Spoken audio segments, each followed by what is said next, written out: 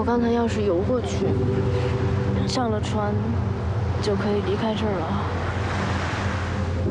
不用签证，也没有边境，就是真正的自由了。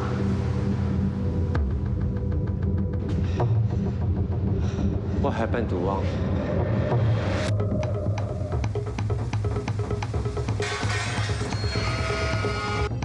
You go back, see mother. Then no let me go back. 王，德乱来。说，他在哪儿？喷够了没有？你是市民是不？他现在在哪？被吞没了啊！看着我。 你有多久没睡了？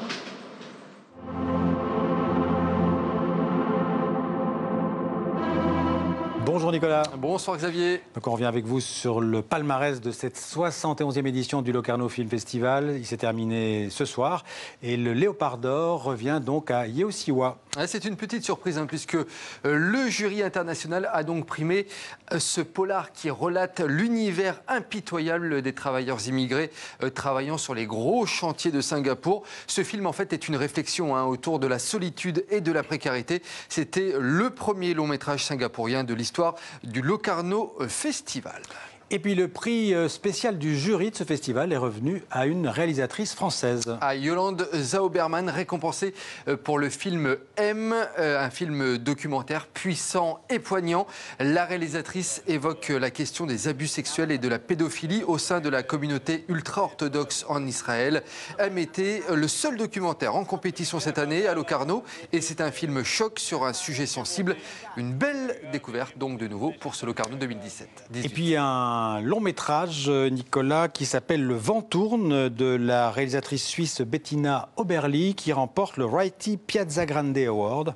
Une belle récompense. Ouais, et c'est l'une des belles surprises, Xavier, de cette édition 2018. L'histoire d'un couple très solide, interprété par Mélanie Thierry et Pierre Deladonchamp, avec de fortes valeurs écologistes et qui vit en marge de la société. Mais voilà, l'arrivée d'une troisième personne venue installer une éolienne chez eux va peu à peu fragiliser ce couple. Une belle récompense donc pour l'équipe du film et pour ce duo de comédiens exceptionnels. Écoutez justement à ce propos la réalisatrice Bettina Oberli et l'actrice Mélanie Thierry que l'on avait rencontrée. C'est un film qui parle des séparations sur des niveaux différents, la séparation d'un couple, d'un amour bien sûr, mais aussi séparation d'une idéologie qu'ils ont partagée avant, ou même la séparation de ses racines. Pour ça, c'était très, très important qu'au début, on a l'impression qu'ils collent ensemble, que c'est vraiment une unité. Chaque chantier, son histoire. C'est vrai que la vôtre est spéciale. Ça veut dire quoi, spécial? C'est ton projet. L'autonomie. Et vous en dites quoi? On a du vent. Alors pourquoi pas en profiter? Tu sais, on peut très bien vivre sans électricité. La question, c'est pas ce que tu proposes. La question, c'est ce que tu vis. La question, c'est... Ton plaisir, il est où, ton plaisir? Bon, moi, j'ai adoré ce tournage. J'ai trouvé que c'était... qu'on avait de l'oxygène et qu'on en avait cruellement besoin. Et puis c'était une merveilleuse rencontre avec Pierre Deladonchamp. Je crois qu'on s'est vraiment adoré. Et puis on y croit à notre couple, j'ai l'impression.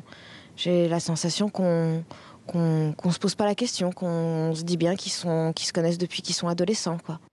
Voilà, et sachez que le prix du public revient à Black Landsman, le dernier long métrage du réalisateur américain Spike Lee. L'histoire vraie d'un détective de police noir américain infiltrant le Ku Klux Klan.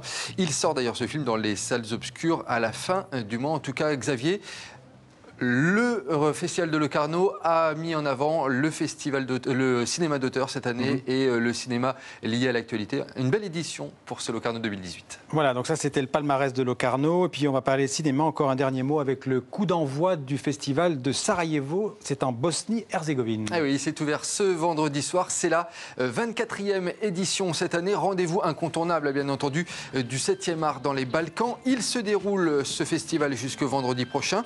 Un événement événement qui avait été créé en 1995 durant le siège de la ville en signe de résistance culturelle. Il accueille cette année 266 films venus de 56 pays. Et puis, il faut savoir qu'il y a 52 films en première mondiale. C'est un record. Et puis, pour être complet sur ce début de festival de Sarajevo, sachez que le cinéaste turc Nuri Bilge Ceylan s'est vu remettre un prix d'honneur lors de la cérémonie d'ouverture. Voilà.